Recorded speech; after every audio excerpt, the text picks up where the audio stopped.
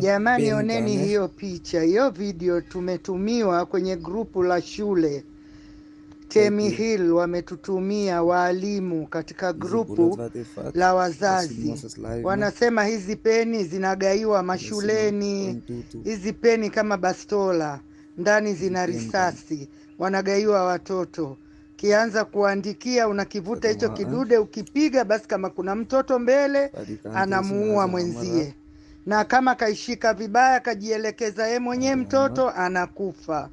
Ni kama bastola. Hizi peni zimetokea sasa hivi, zinagaiwa mashuleni na zinauzwa pia. Kuangalia sana wazazi, tusije tukanunua hizi peni, ni mbaya. Kama bastola zimeshaingia katika nchi yetu ya Tanzania, tuangalieni sana jamani. Vifaa vya watoto tukiwanunulia, tuangalie peni gani tunanunua. Peni hii imetumwa katika grupu la wazazi kutoka shule wanakosoma watoto wetu boarding Temi Hill. Yaani nimebaki nimeshangaa wallahi tena. Na nimewatumia watu wote nao wajua. Wasije wakaenda wakanunua hizi peni, ujue umenunua bastola, umempa mtoto.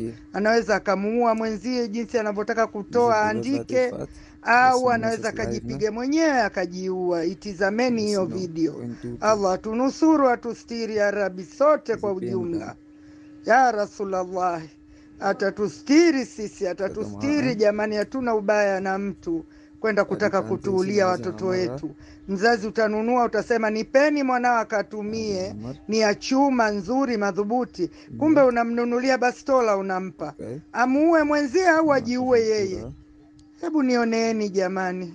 Allah tunusuru, atustiri ya Rabbi. Haya, shukrani.